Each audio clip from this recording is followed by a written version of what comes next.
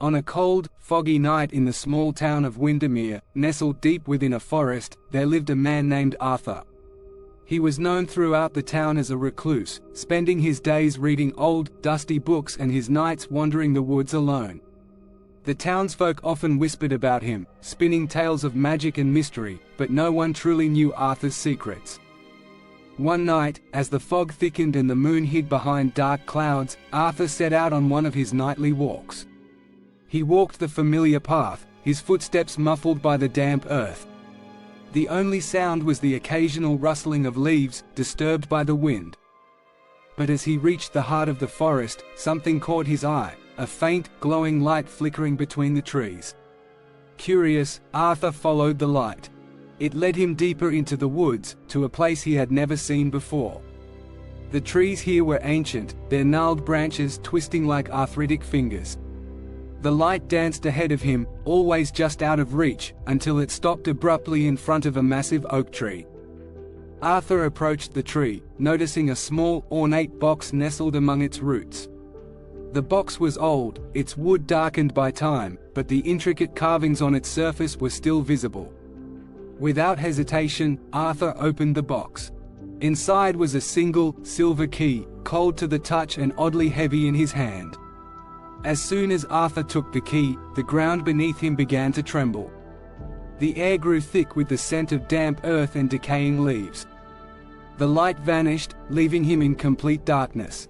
But before he could react, the key began to glow, casting a pale light around him. The ground stopped shaking, and as the light from the key illuminated his surroundings, Arthur noticed something peculiar. All around him, footprints appeared in the soft earth. They circled him, moving outward in every direction, but there was something odd: each footprint was his own. They led away from him, fading into the fog, as if he had walked this path many times before. Confused and unnerved, Arthur tried to follow the footprints, but no matter which direction he went, he always ended up back at the oak tree. The forest, which had once been so familiar, now felt like a labyrinth. The more he walked, the more the fog thickened, swallowing the trees, the path, and even his own breath. Panic set in. The key in his hand grew colder, the light dimming with each passing moment. In desperation, Arthur knelt by the oak tree, trying to force the key back into the box, hoping it would reverse whatever curse had been unleashed. But the box was gone. Only the key remained, its glow now just a faint flicker.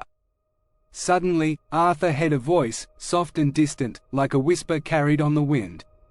It was his own voice, calling out from the depths of the forest.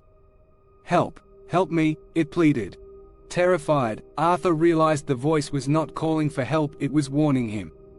But it was too late. The fog closed in around him, the footprints vanished, and the light from the key went out completely, plunging him into darkness. The next morning, the townsfolk found the oak tree in the heart of the forest. Beneath its twisted roots, they discovered Arthur's footprints, circling the tree in an endless loop. But of Arthur himself, there was no sign, only an old, dusty book lying at the base of the tree, its pages blank except for one line written in blood-red ink: "The key was never meant to be found."